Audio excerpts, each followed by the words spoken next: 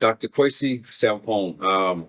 Listen, we have been talking so much offline, and the conversation has been so good because, for me, I'm all about really not just having high level theoretical conversations, but really talking to people who are imparting that knowledge on others. So thank you so much for being with me today. I'm looking forward to the conversation. Thank you for having me. I'm really honored to be here. Thank you very much. Yeah, it's definitely my pleasure.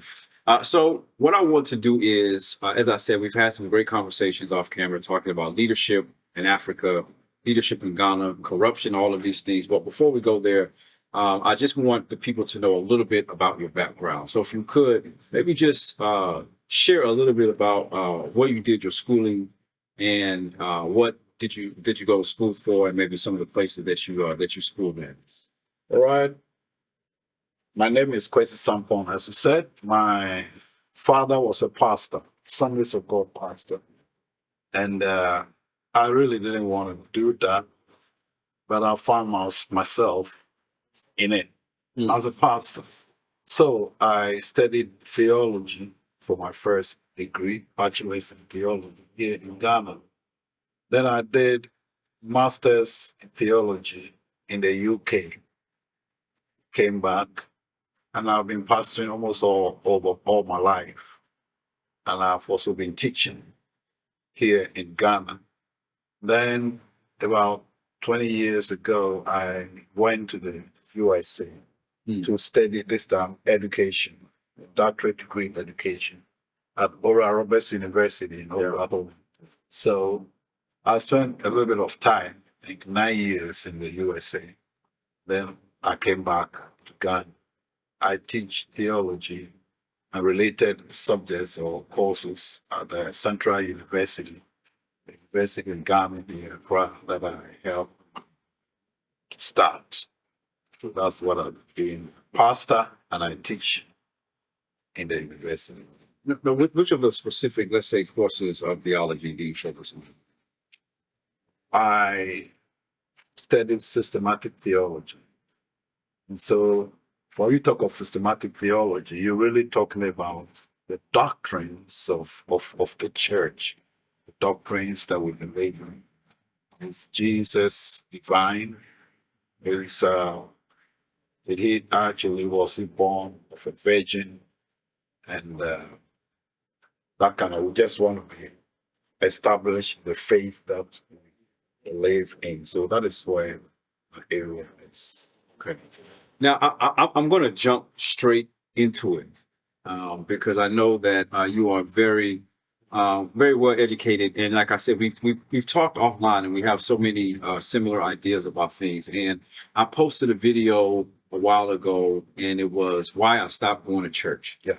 And in my video, I was very honest and open, and I talked about how, for me, going through a part in life where I was just I needed to step back and really, I think one of the popular phrases now is deconstructing my own faith or theology. And I don't know if I was doing that, but I was just making some critical assessments. And to be very honest and open, one of the reasons I created that video is because when I came to Ghana, I was very disappointed, Dr. Kwasi. I was very disappointed because it reminded me so much of Black America in that we had a high level of religiosity, but the practical aspects of how that level of biblical living and leadership transferred into the community was desolate. And so when I came to Ghana, essentially what I saw was something that reminded me of that same level of kind of Black religion in America. Instead of in Black America, it was, God's going to buy you a house, God's going to get you a car. When I came to Ghana, it was, you're going to get a visa. And these things. And so here's a question, like I said, we're jumping straight into it. Someone asked me the other day this question. I want to pose it to you. On the continent of Africa, or if we want to focus particularly on Ghana or West Africa, is religion doing more harm than good? I would say no. And my reason is this. Religiosity is doing harm, but religion is really not doing. And what do I mean by that? Do people really sit down to try to understand or deconstruct their faith like you did. If people do that, then we can look at the practicality of the religion that we purport to believe in and see if we are doing well or we are not doing well. But if the African, as John Mbiti, Kenyan, has said that the African is very religious. He Yes. actually used, I forgot the actual word he used. He said incurably religious. Incurably religious. Yes. Because religion is our life, traditionally. Traditionally, if the African is farming, if the African, everything the African does is steeped in religion. That is tradition. Before Christianity or Islam came, everything we did was religious. Please unpack that for someone who needs to understand that, what that means. Before Western culture came to Africa through colonialism and through trade and all that, the African worshipped God through the ancestors. Parenda has written something about African religion. And what he did was that he studied the African religion and he realized or he saw that the African believed in the Creator God. They believed that the Creator God is so transcendent, but he has children who relates to him through them. And that we relate through the children of God who are supposed to be the lesser gods. And when a woman dies, especially man dies, and he lived well, he is not extinct. He is going to be closer to God. So those are our ancestors. And so when a man is going to start a new venture, like he's going to do a new farm, he goes to the land and he prays through the ancestors to the Creator God. When a man is embarking on anything, he will not do it except by prayer. And so religiosity was already part of the culture. And so when the missionaries came, it was just an exchange or a change of the gods. We knew God already, but we didn't know how to get to him. And so it was just a change. So it was easy to assimilate what a white man brought. But what I'm saying is that it is our culture to be religious. That's why you will not see any traditional African saying an atheist. Atheist is a foreign concept in Africa. Atheism is a foreign concept in Africa. Wow. There's no atheist in Africa. Every African, unless he has been so westernized, every African has been so westernized and become sophisticated. There is no atheist in Africa. I've never heard an African say I'm atheist. Yeah, we're not atheists. So whether it was Islam that came to the northern part of or Christianity, so this absorbed in it. Now the work of the pastor is to make sure that there is a smooth transition. Because actually God has appeared to every culture, every indigenous culture. God appeared to every, because we're all in Eden. And so there is a subconsciousness recognition of God. Now, when a person affirms his faith in Jehovah through Jesus Christ, he is not a former atheist who has found faith. He is somebody who was serving or who believed he was serving God, and now he has found maybe a better path to go. When the missionaries came and they learned our indigenous languages, guess what? They used the names we use to call God in translating the Bible. And so the names that our ancestors used to call God and the epithets or the what do you call it? The grandiose names that we used for God. That is what we use in the Bible. That's why you read the Tree Bible or the Fanti Bible, the Ewe Bible. Those are the names that we use to ancestors used to call God. Can you give us some examples of some of those indigenous names of God? For we say Odomankoma. Odomankoma in the Tree language means Almighty.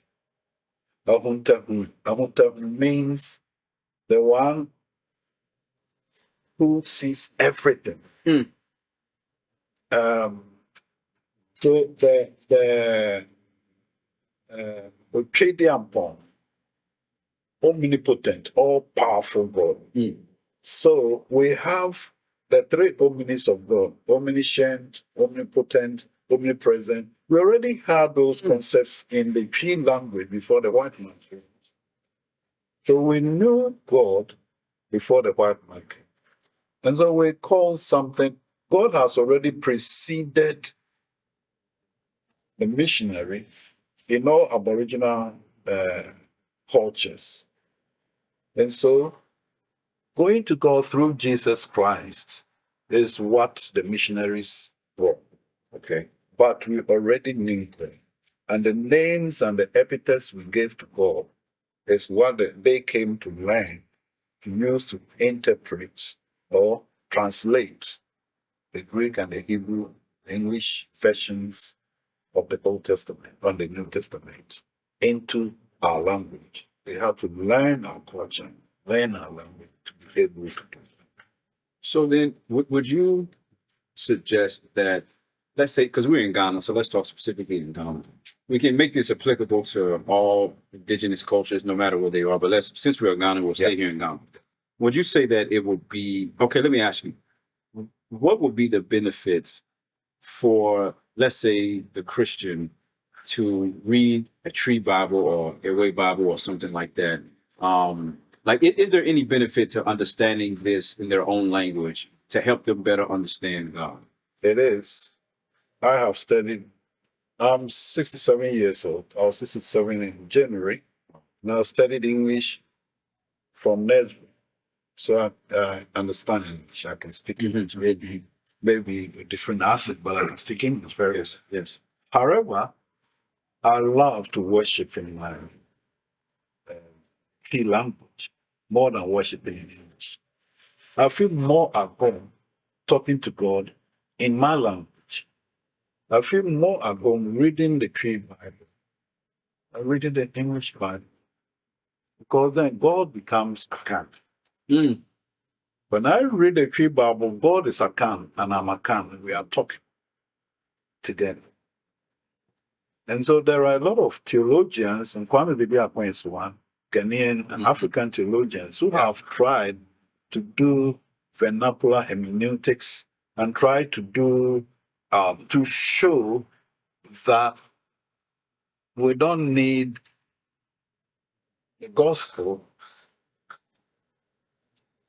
through from Greek, Hebrew.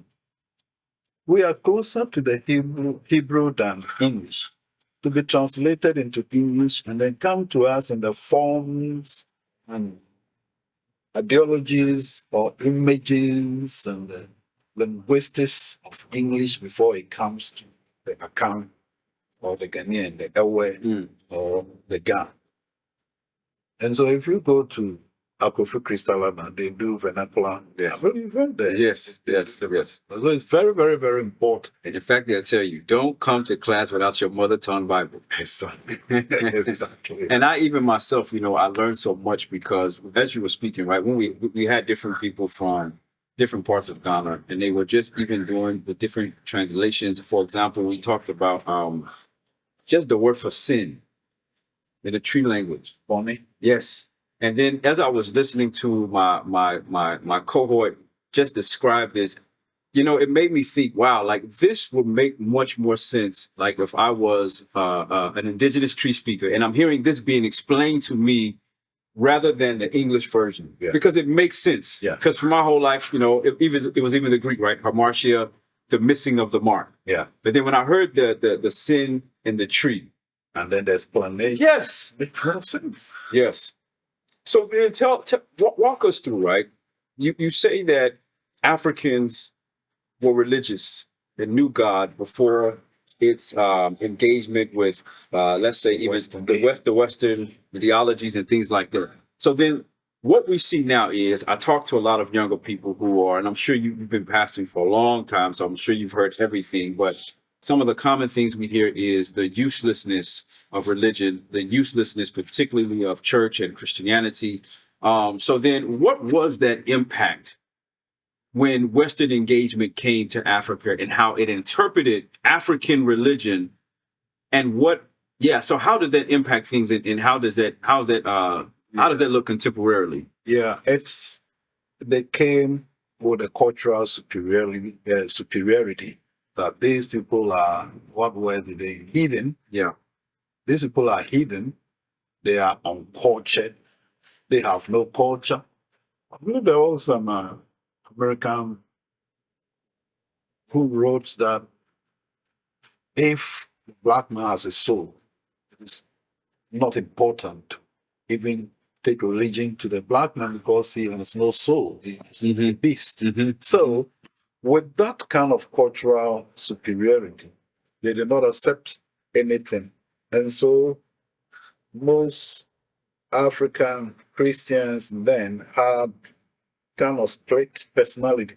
They were not able to reach us in the depths of us. And so we were schizophrenic in the sense that when we went to church, we were Christians. When we came home, we always went back to the priest who could really solve the problem because the missionary really did not understand our problem. Our worldview then was that God created the world, but God is true transcendence. We cannot reach Him. We have to reach Him through our ancestors who are the living dead. They died, but they are in a better place and they are closer to God. And because we had a blood tie with them, so they can plead to us. So when we pour the wine or the water on the floor, we call the Mother Earth, we call on our ancestors, and we pray through them to God. Now the white man comes with religion, and he makes us throw away everything we have. And so we go to church. However, we believe that somebody can bewitch you. And when somebody bewitches you, that one, the white man's medication does not help because it's a spiritual issue. And so what do? We still go to the fetish priests for help in secret. And then we come to church on Sunday. And the cultural imposition is what has made Christianity the way it is. Now people are writing about it, talking about it, but we really have to unlearn a lot of the things we learned from the white man. A lot of things we learned really was not Christianity, it was a culture of the West. Are some of those things that we learned that are more cultural evident in Ghana today? And if so, what are some of those marks of those cultural impositions here? If you who has spent lived all in America, the first thing you noticed when you came to Ghana was the image White of Jesus. White Jesus. Yeah. Yeah, and it's so horrible that in the 21st century, 2022, you have people It's true. who are blacks who are still worshiping the white Jesus. Does it make sense? It's true. And we have so many black heroes, African heroes, in our folklore. But now, because of Christianity and education, all the heroes that we talk and our history, which is sure the Western road of the miseducation of the black man. Yeah, Du Bois. Yeah. Du Bois. That's Carter G. Woodson. Yeah. It is here, and we've all been miseducated. And it would behove on every educated person to try to help his brother, sister understand that we need to unlearn, or a lot of things we have really learned, and understand that there is nowhere in history that shows that Jesus Christ was a Scandinavian with what do you call it? Uh, a blonde hair, Yeah, blue eye. There is nothing in history to tell us that. The earlier drawings that you see about Jesus was a black man. And so, So what kind of impact, let's say, what kind of impact does that have, right? Because some will say, and I'm sure you've heard it, it doesn't matter about that. yeah. It doesn't matter. Mhm. So why not just leave it up? Doesn't matter what he looked like anyway, it matters what he did for me. But what about that image would you say is so impactful, and how does it impact us psychologically? Yeah. Most African people will tell you really doesn't matter because we know Jesus not according to the flesh, so on and so forth. But if all your heroes are not your kind, then what does it do to your ego? What does it do to you as a human being, as a person? If all the people who commit heinous crimes are your color, and all the heroes are another color, you were defeated before you started taking a step. And so that is the issue. And if you look at the history of missions and missionaries, you will see that the greatest revival impact that was made in West Africa was not by the missionaries, but by a crew from Liberia, black guy from Liberia, blue tribe, called Waddy Harris. Yes. Because he understood the psyche of the African, and he dressed African. His musical instrument was the gourd. He used calabash to baptize. His everything was like us. He understood witchcraft and all these things, and he was able to bring our worldview into the gospel, or bring the gospel into our worldview. And so he calls the greatest revival in West Africa. And he was winning souls and sending them to the Methodist Church and the Presbyterian Church and so on and so forth, and the Catholic Church. But he was the greatest person who really brought. That is why Pentecostalism has taken over. Because the people that came with Pentecostalism, Pentecostal has taken over Africa, because it's the power clash between devil and God. There's Pentecostalism that really give the African the understanding. That is what Pentecostalism. You know, when I first came to Africa in 2007, particularly Ghana, I grew up in a very charismatic church. It's called the Church of God in Christ, largest black evangelical organization in Pentecostal organization. Yeah. And so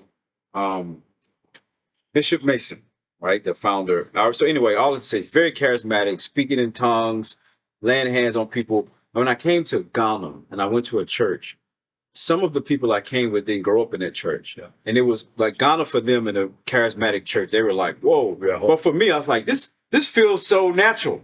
And it made, I didn't know at the time about, Bediako and BT, either other black theologians, African-American, I knew none of that. So I didn't know, I just knew there was a connection. What it made me think about was this expression, this charismatic expression has an origin. And when I came to West Africa, I said, maybe this is it. I don't know. But then later on, obviously, as I read, you understand that obviously, yeah, right. These Africans who came from West Africa carried that same level of the worship expressions with them when they went to the transatlantic. So, but anyway, all that to say, there's a connection between our histories. There's a connection that's to be celebrated. And like I said at the beginning of our conversation, there's a connection that oftentimes saddens. So I want to get your perspective on this.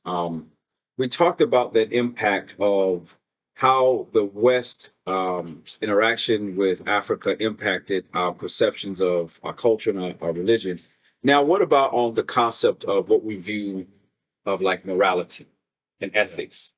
What was some of the impact that that had on it? Because I'll give a basic example. I remember one of the things when I came to Ghana, I was shocked because, simple things like the way we cut our hair. I don't have that problem now because I don't have any more hair. It's all gone. But at first I had like the little, what we call in Ghana, Rasta hairstyle. And the way people would judge me based off of that. And people even question whether or not I could be Christian with this particular hairstyle. So anyway, so it just made me question, like, where does our sense of ethics and morality come from? Because most of the time it was Christians that told me I couldn't be a Christian because of his hairstyle. The question is the impact of Western's impact on our sense of morality and ethics, particularly in Africa. Before I go into that, the reason about the hairstyle, the Rasta hairstyle, is that in Ghana, it is the fetish priests, priestesses who have that hairstyle. Okay. And so it is easy to see the negative connotation. Whereas in America, it's an expression of blackness. That is it. In America, it's an expression of blackness. Yeah. That is why you will fight tooth and nail to maintain your Rasta hairstyle. Yeah. It's your culture, your identity, your personality. And so you'll be surprised to come to Ghana. And there was an incident about a year or two ago when the Rastafarian guy, son, went to Achimota. Yes. Achimota said, no way, cannot admit you because of. And if I was thinking, if I'm an African American and I come to Ghana, and that is my expression of my blackness, and Africans are trying to subject me to the same thing that I've been subjected to in America, how would I feel? But this is the lack of understanding because we easily identify that with the fetish priest, fetish priestess. And so Christians don't want to touch that. I get you. That is there. But when you talk of the general morality, especially bribery and corruption, people have easily used the cultural practices of the African Ghanaian before the white the interaction West with us as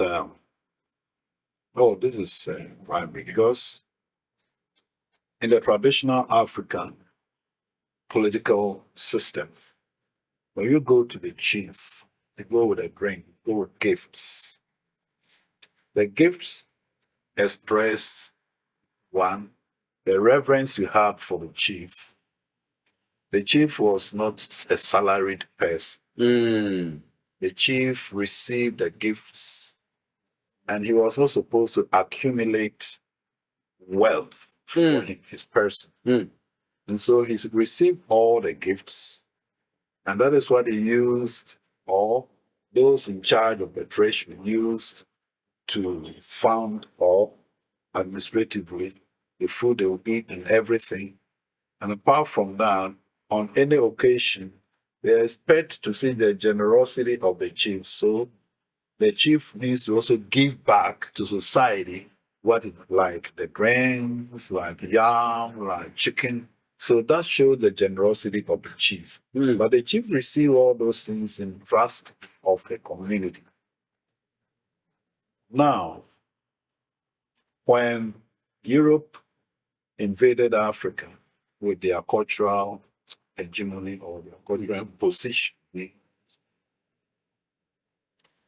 the deference towards the chief and the obligation of the subjects and the subjects presenting and the power of the chief was diminished because British decided to use indirect rule, ruling through the chiefs. However, they set up the administrative structure and the politicians, the administrative people became even more powerful than the chiefs. The chiefs lost their power they lost their deference, they lost mostly the obligation of the subjects because now we're paying taxes to the political figures. The political figures, the district administrative officer is the big man now. And when he visits the field, we have to give him because we want development in an area. And so the power was taken from the chief. The chief had to do something. So most of them began to concentrate on cocoa. That was also the time that cocoa had come to Ghana from Fernando Po, one of the sons of Ghana who went to work there, smuggled the cocoa there, and experimented with it, and it was growing. So cocoa became the first export from Ghana. And so the chiefs, especially in the Ashanti area, spent more time doing their cocoa. Some went into business. And so giving of gift to authority was not bribery in the modern sense of it. But with the power of the chiefs eroded, that is where I would not say bribery and corruption was brought by the Western world. I won't say that. But they created the avenues for corruption now to come in because now we have to present this to the regional or the district administrative officer if we want development. So you are looking at a lot of this. They want our loyalty. We want development. So the more loyal people will get developed, how do you show loyalty? By giving gifts. And the gift went to one person as a politician. And when Kwame Nkrumah brought his people to when the administrators tried to raise Ghanaian administrators, they knew they would eventually leave. And so you have these people who have become the bourgeois now, who are collaborating because they have accepted the Western power now. Fought and fought and fought. We've taken over. They had the guns and everything. And so we have some career administrative people who have been trained by the British and all that. And those were the first educated people, J.B. Dankwa and all those people who were. But when Kwame came in, he brought around himself industrial people who were working in the factories, people who had just returned from the Second World War, and those kind of people who were semi-illiterate, semi-educated factory workers. And was able to use them to cause a revolution and eventually won power. And these semi-educated did not have the status of the classical, trained, Western-oriented Black administrators. And so they just came and took over everything, and their corruption being Western administrator. And so political corruption has been in the system since then. And so I will not accuse the colonializers for bringing corruption, but they created the avenue, the power of the chiefs being taken away from them. Then caused the corruption of that which was traditionally okay. It was traditionally okay to give the chief drink. The chief was not amassing the drink for himself, but he was time to time also give out to the people, especially on festive occasions. But this was easy to be corrupted when the powers were taken from them. When now there was the political class who did not have. Could the chief also be rapacious and take everything for themselves? Time to time, something like that used to happen. But there was a lot of sanctions against them and the loss of faith that prevented that.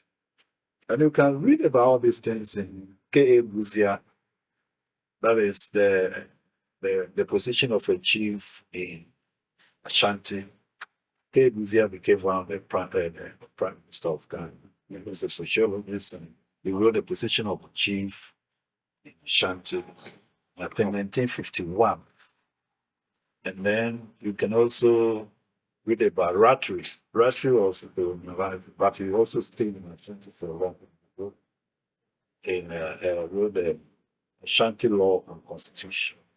And so there was elaborate preventive measures for the chief to aggravate himself, excessive power, and take everything for himself before the white man came. But the creation of the political class, the creation that did not have that restraints that the traditional system had, was what brought up all this corruption, starting from the first republic up to now. So someone watching this is probably saying, I understand the history. It makes sense. And especially maybe a younger person is saying, but we are here right now in the present. Yeah. And someone recently told me that when you look at different nations of the world, and this person was particularly coming from the States as a Ghanaian, and they were saying that it's not that corruption in the US is more or less than Ghana. It's just that in Ghana, it's life or death. Yeah. It's felt more. Yeah. For example, we have, right, we incarcerate, in terms of US, we incarcerate more people than any other population in the world. Yeah. Most of those are African Americans and people of Latin descent. Yeah. The 13th Amendment still allows for people to be enslaved. Yeah. But the person said this, because they came from Ghana and they go back and forth. They said that, but the difference is in Ghana, in the US, they can take their child to a hospital, may not have insurance. Worst thing is they have debt because they didn't pay the bill. But in Ghana, if they take their child to the hospital, and sometimes they don't pay money up front to the doctor, their child could literally die. And so I want to get your thoughts on the impact of, let's say, the idea of corruption in a country like Ghana, because Ghana is relatively small. Yeah. It's relatively small. But what is that real impact that's felt here? It is exactly as you say, it's life and death, in the sense that these guys, I'm sure you've heard about them, Imani. Imani is a think tank.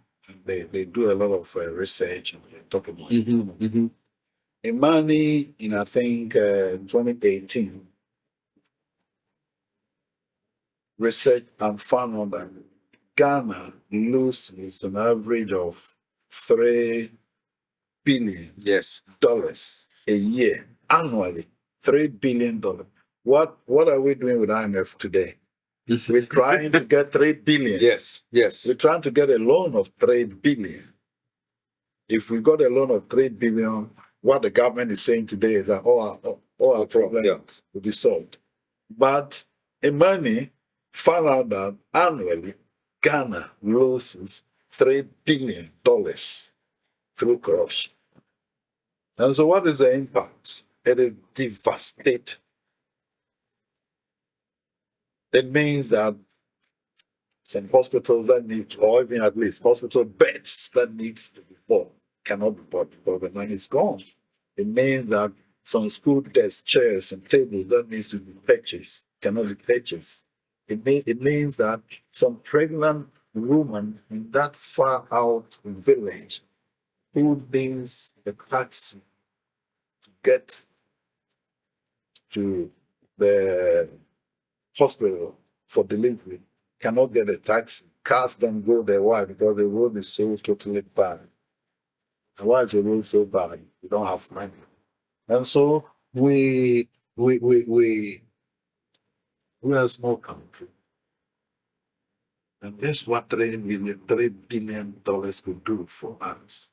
And all this goes away. And so it is really a matter of life and death. And what are we doing about it? We have all the structures in the system. Yeah. I'm sure you know we have Yoko economic crime, we have Shraj, we have all the systems. And my observed opinion is that the people in power may act as if they are solving the corruption problem. But it looks to me that they're enjoying the power too much. It will disturb them if they stop the corruption. Why am I saying this? Look at this current government, Kufuor's government. They started, when he came at first, a special prosecutor, office of the special prosecutor. Now, what is the purpose? To stop corruption. Because they campaign on coming to stop corruption. That special prosecutor resigned. Up to today, he has not been paid. When he was there, he wasn't paid. We didn't get the budgetary allocations to get the number of people that he needed. And so Akufo-Addo, and what was good was that this man, who was the first special prosecutor, was picked from the opposition camp. We had had problems with some people. And so Akufo-Addo was hailed that he really was busy, willing to stop corruption. He brought somebody who was not even part of his government, so that he put his government on it to make sure that they do the right thing. There's no corruption in the system. They didn't pay him, they didn't release the funds, got him frustrated. And they were going to do some deal, which he said that his risk analysis shows that it is not good for Ghana to do. The government started trying to maneuver and trying to disturb him. He resigned. Then they brought their own person, Jabin, to the place.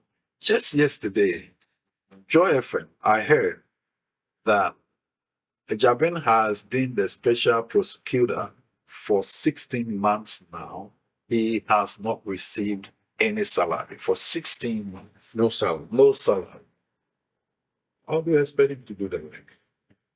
So then what, right?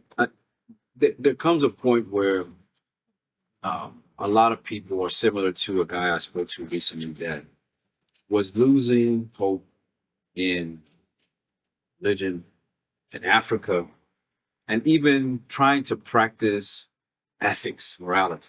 Let me just give in to doing what I need to do to get money. Yeah. So the question would be, even for yourself, you've traveled globally, you've been around, you've seen what folks will call the American dream and in other places in the world.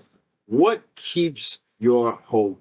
Because you are unapologetically passionate about issues that impact Africa and theology and all of this.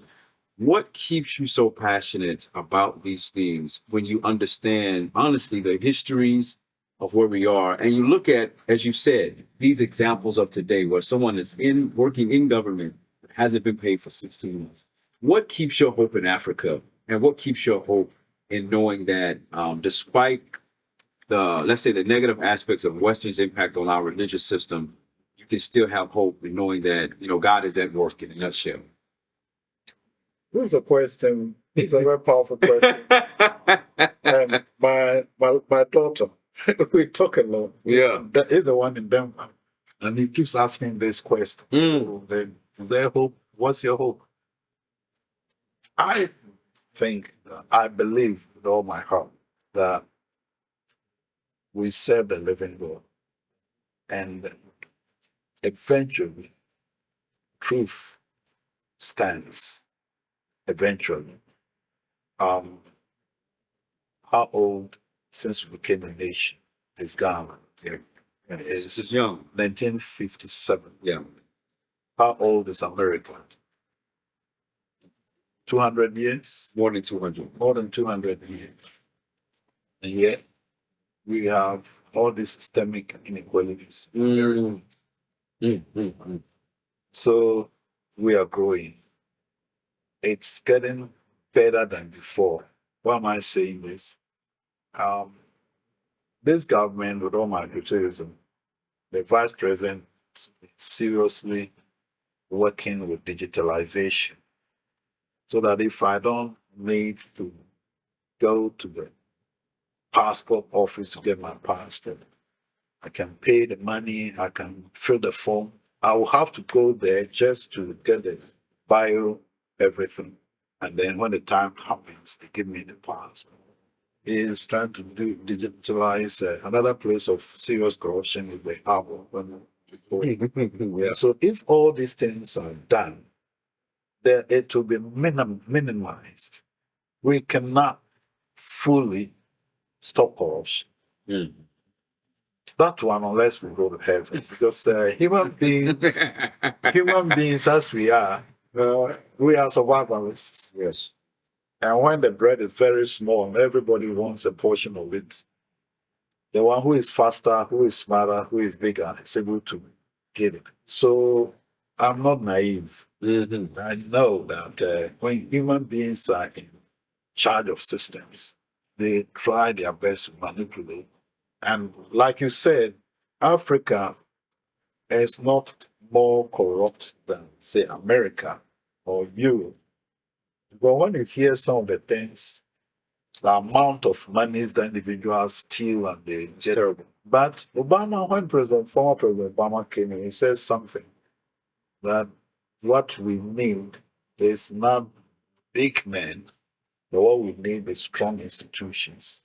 Mm. So the more the institutions become stronger, and does not depend on the president or this one or that one, I believe we will get there. I believe we will get to the point where institutions get stronger and bigger than presidents and leaders. When we get to that point, corruption will be minimized. Wow. But as a Christian, as a pastor, I still need to have hope that Jehovah is still on the throne. Mm. He said yes, prayer, Mm. and he will still do it. If I lose hope, then what will my church people do? What will Sarah do? My daughter, who keeps asking this question. Yeah. And so that is how we still maintain that one. The devil tried to cause a coup in heaven, he could not. Mm. And God is still on the throne. And so he will still do it. That's very. I wish we had more time because even your choice of language, the devil tried to have a coup. Like I've never heard that before, but even that phrase puts the context so much different. I wish we had more time, but I know that you really go more in depth with a lot of these substantive theological issues, and let me just break it down. You answer a lot of religious questions that people have about everyday things on your own YouTube channel, and folks, the link is right there. And I'm telling you, I went there, I listened for a while because there's questions I had that he's able to really articulate from a very educated and informed and biblical perspective that really does give you insight. So the description is right there, so make sure you check them out. Dr. Kwasi, thank you so much for being with me today. I'm so grateful for your time. I'm sure that the conversation that we had has really educated some people, has really inspired others. But I think most importantly has really given people a little bit of hope who are feeling some of those areas of doubt and confusion. So thank you so much for being with me today. Thank you for having me. I really appreciate it. Yeah. Thank you for mentioning my YouTube channel. Yeah, absolutely. Absolutely. And so guys, thank you so much for being here today. I know you love this content. So as always, if you like this, make sure you like that video. Make sure you subscribe. Until next time, peace.